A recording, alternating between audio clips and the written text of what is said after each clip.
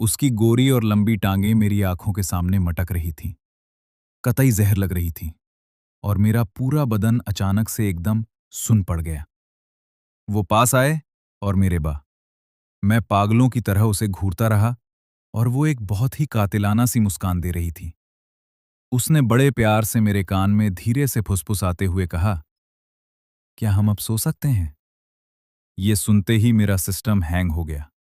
ऐसा लगा जैसे किसी ने मेरी आत्मा, मेरी तो आंखें फटी की फटी रह गई।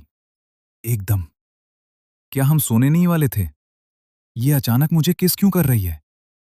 इससे पहले कि मैं कुछ समझ पाता, वो सीधा मेरी गोद में आकर बैठ गई और पूरा माहौल ही बदल गया। उसकी बाहें मेरी गर्दन में लिपटी थीं और किस। मैंने अपना एक हाथ उसकी कमर पर लपेटा और पूरी शिद्दत के साथ उसकी इसका मजा लेने लगा।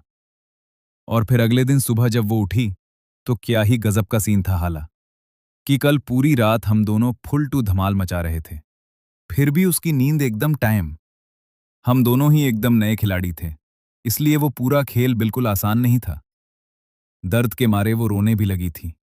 फिर उसने अपना फोन उठाया और तुरंत एक ब्यूटी पार्लर में अपने लिए एक बढ़िया वाली मसाज बुक करने का मैसेज डाल दिया, वरना उसके बदन की उस गर्मी ने मुझे एकदम सुनकर दिया। मैंने अचानक आंखें खोली और सीधा उसकी बर्फ जैसी ठंडी और गुस्से वाली खतरनाक नजरों से मेरी नजरें टकराई। फिर मैंने नीचे की तरफ देखा, तब जाकर मुझे चमका के मेरा हाथ अभी भी उसके ऊपर। मुझे समझ नहीं आ रहा था कि क्या बोलूं। कल रात हमने सब कुछ किया, लेकिन हम एक दूसरे को जानते तक नहीं, और मैंने उसे रुला भी दिया। जैसे ही मेरे दिमाग में ये बात आई, मेरे चेहरे के भाव एकदम से पूरी तरह बदल गए, और मैं बिना सोचे समझे उसके करी। मैं भला माफी क्यों मांगू? मैं तो एकदम कूल और भोकाल वाला अमीर लौंडा हूं। और हाँ, वो मेरी बीवी है, तो मैं उसके साथ जो भी करूं वो एकदम ही नॉर्मल सी बात है।